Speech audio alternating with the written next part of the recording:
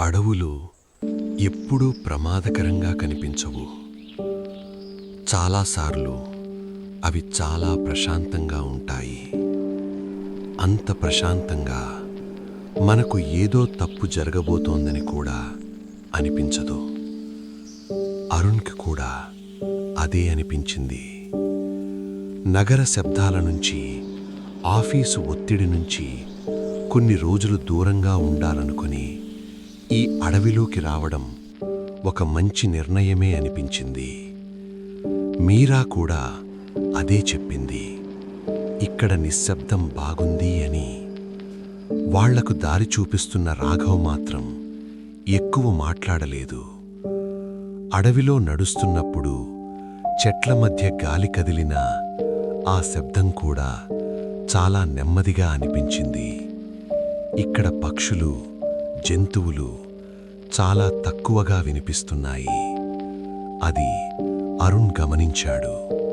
కానీ అది సాధారణమే అనుకున్నాడు. కొంచెం దూరం నడిచాక అది కనిపించింది. మొదట ఇల్లు అని కూడా అనిపించలేదు. చెట్ల మధ్య ఒక ఆకారం కాలంతో కలిసి చెట్లలో కలిసిపోయినట్టుగా.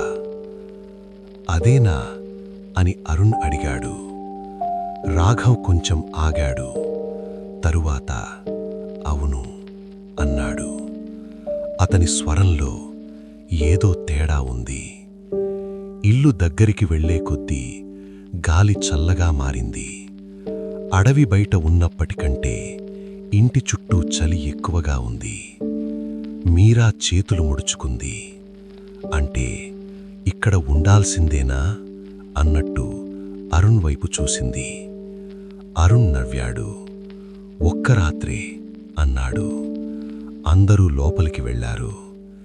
ఇంటి లోపల పాత వాసన, పాడైపోయిన వాసన కాదు, కాని ఎప్పటినుంచో ఎవ్వరూ రాని వాసన.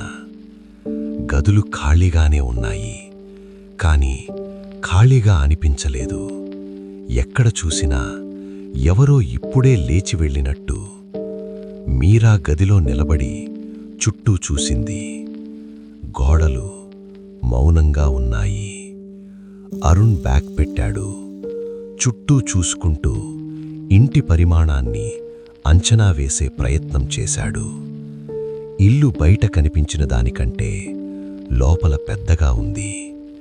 అది అతనికి కొంచెం విచిత్రంగా అనిపించింది. సాయంత్రం మెల్లగా రాత్రిగా మారింది. అడవిలో చీకటి ఒక్కసారిగా పడుతుంది.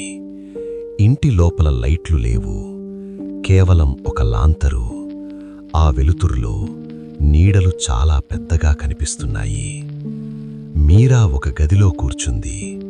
ఎవరో తనను చూస్తున్నట్టు అనిపించింది. అది భయమా, లేదా అడవిలో ఉండడం వల్ల కలిగే అసౌకర్యమా అర్థం కాలేదు. రాఘవ్ బయటికి వెళ్ళాడు.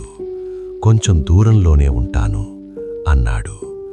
అరుణ్ అడగాలనుకున్నాడు, కాని ఏమో అడగలేదు. రాత్రి పూర్తిగా పడింది. అడవి పూర్తిగా నిశ్శబ్దం. చిన్న శబ్దం కూడా లేదు. ఇంత నిశ్శబ్దం అరుణ్ ఎప్పుడూ వినలేదు. మీరా పడుకుంది. కళ్ళు మూసుకుంది, కాని నిద్ర రాలేదు. ఇంటి లోపల చెట్ల గాలి శబ్దం కూడా లేదు. అప్పుడు చాలా నెమ్మదిగా ఎవరో నడిచినట్టు మీరా కళ్ళు తెరిచింది. విన్నది నిజమేనా అని ఏమీ కనిపించలేదు. అరుణ్ వైపు చూసింది. అతను నిద్రపోతున్నాడు, లేదా నిద్రపోతున్నట్టు నటిస్తున్నాడా? మళ్ళీ అదే శబ్దం. ఈసారి ఇంటి లోపల నుంచే. మీరా గుండె వేగంగా కొట్టుకుంది. అరుణ్ పేరు పిలవాలనుకుంది, కాని ఏమో శబ్దం బయటికి రాలేదు. ఆ శబ్దం ఆగిపోయింది. ఇల్లు మళ్ళీ మౌనంగా మారింది. కాని ఈ మౌనం ఇప్పుడెప్పుడులాగే లేదు. ఇది ఏదో మొదలైనట్టుగా ఉంది. ఇదే ఆ ఇంటిలో వాళ్ల మొదటి రాత్రి. మొదటి రాత్రి మాత్రమే, కాని ఇల్లు మాత్రం ఇప్పుడే వాళ్లను గమనించడం మొదలుపెట్టింది.